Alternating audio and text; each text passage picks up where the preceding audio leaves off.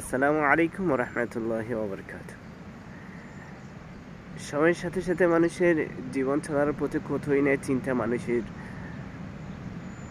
জ্ঞানের মধ্যে ভিড় করে। মানুষ তো এমন চিন্তা করতে পারে যে আমাদের রব আল্লাহ তাআলার নামের যে 4টি হরফ আলিফ লাম লাম হা, এই 4টি হরফ দিয়ে আল্লাহ তার নামের কেন নামকরণ করেছে? এই 4টি হরফই হতে পারে আমাদের জীবনের সফলতার একটি সূত্র। যেমন আলিফ দ্বারা আল্লাহ তাআলাকে বোঝানো হয়েছে, লাম দ্বারা আমাদের জীবনের অতীতকে বোঝানো হয়েছে, দ্বিতীয় লাম দ্বারা আমাদের জীবনের বর্তমান ও ভবিষ্যৎকে বোঝানো হয়েছে, এবং হা দ্বারা আমাদের যত নবী রসুল পয়গম্বর আমাদের হেদায়েতের জন্য এসেছেন, হা দ্বারা তাদেরকে বোঝানো হয়েছে।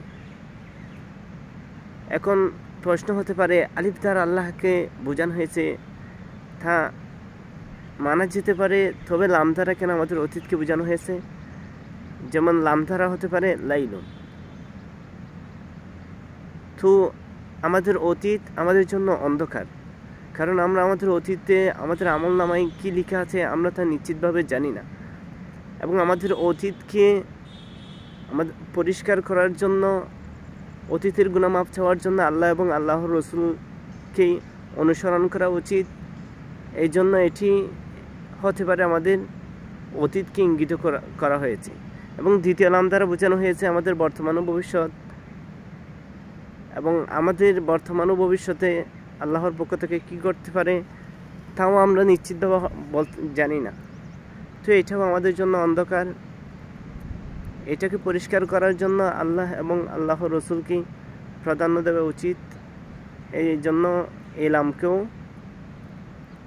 আমাদের বর্তমান ভবিষ্যৎকে বোঝানোর জন্যই আল্লাহ তাআলা নির্দিষ্ট করেছে। এবং হা দ্বারা হেদায়েতের বাণী নিয়ে যারা এসেছেন তাদেরকে বোঝানো হয়েছে। এবং কোরআন মাজিদের আলিফ লাম মিম, এটাই হতে পারে আমাদের জীবনের সর্বোত্তম সফলতার সূত্র। আলিফ দ্বারা আল্লাহকে বোঝানো হয়েছে, লাম দ্বারা আমাদের বর্তমান ও ভবিষ্যৎকে বোঝানো হয়েছে, এবং হা দ্বারা হেদায়েতের বাণী নিয়ে আমাদের জন্য যারা এসেছেন তাদেরকে বোঝানো হয়েছে। অবশ্যই আমরা যদি আমাদের জীবনকে সফল করতে চাই, আল্লাহ এবং আল্লাহর রসুলের আদর্শকে আমাদেরকে প্রাধান্য দিতে হবে।